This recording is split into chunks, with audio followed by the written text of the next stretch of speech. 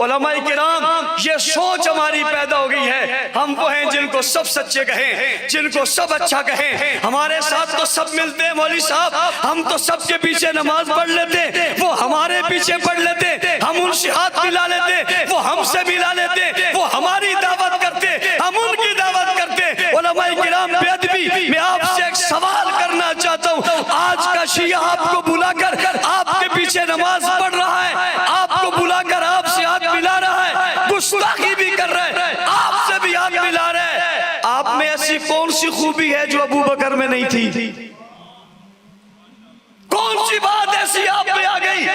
جو اصحاب رسول میں نہیں تھی کہ وہ ابو بکر صدیق کو مومن ماننے کو تیار نہیں ہے اور تمہیں امام ماننے کو تیار کیوں ہو گیا ہے؟ وہ ابو بکر صدیق کی صداقت کا انکار کر کے اس کا بڑا کہتے ہیں میں خلافت کو نہیں مانتا، وہ کہتے ہیں میں خلافت کو نہیں مانتا، یہ کہہ کر وہ ابو بکر کی خلافت کا انکار کر رہا ہے، تمہاری قیادت کا اظہار کیسے کر رہا ہے؟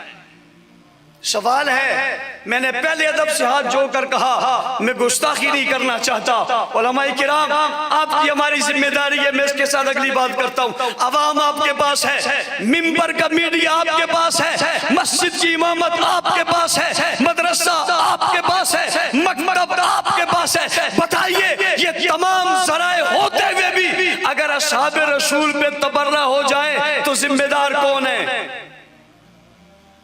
ذمہ دار کون ہے؟ آئیے گریبان میں جنگ دے، اللہ کی قسم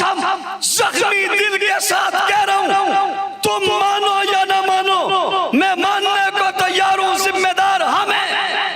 غلطی ہماری ہے، قصور ہمارا ہے۔ میں آپ سے پوچھتا ہوں کوئی بزرگ مسجد کا امام کھڑا ہو کر یہاں مجھے تسلی کے لیے کہہ دے اس نے اپنی مسجد کے مقتدیوں کو عشرہ مبشرہ کے نام یاد کروائے ہیں، کوئی مجھے کھڑا ہو کر بتائے اس نے نبی کی 4 بیٹیوں کا تعارف اپنے منبر سے کرایا ہے، کوئی مجھے بتائے اس نے پیغمبر علیہ السلام کے خلفائے راشدین کا تعارف کرایا ہے، کوئی مجھے بتائے اس نے ابو بکر عمر عثمان و علی کے گستاخ اور منکر کا شرعی نقطہ اور فقہی نقطہ نظر سے اس کی حیثیت بتائی ہے، مجھے بتائے کہ کسی شخص نے غیر نبی کو نبی سے افضل کہنے کا جو اس پر جو لگتا ہے فتویٰ لگتا ہے وہ فتویٰ لوگوں کو بتایا ہے، بتائیے کیا آپ نے بتایا ہے؟ جواب آئے گا یہ سب کچھ تو نہیں بتایا، ہم نے عمومی بات کی ہے، ہم نے یہ خصوصی بات نہیں کی ہے، جب تم نے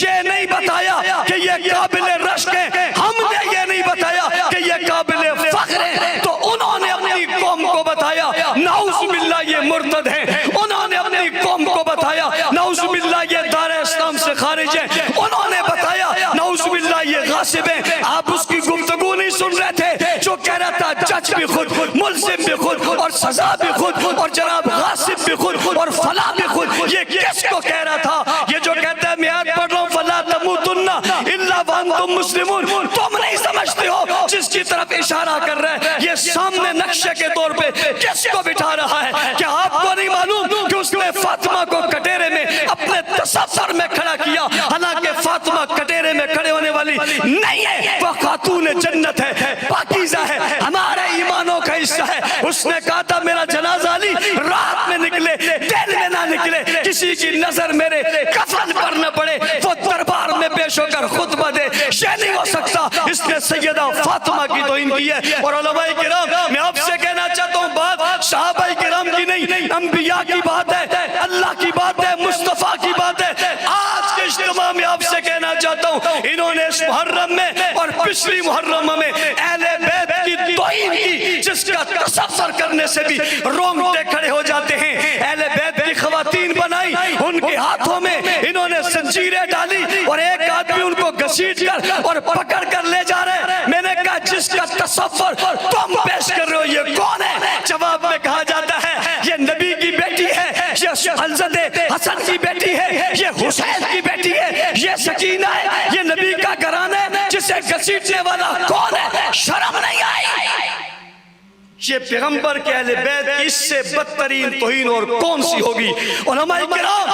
جھوٹا دعویٰ ہے کہ وہ اہل بیت کے محب ہیں، میں آج کہہ رہا ہوں یہ اصحاب رسول سے زیادہ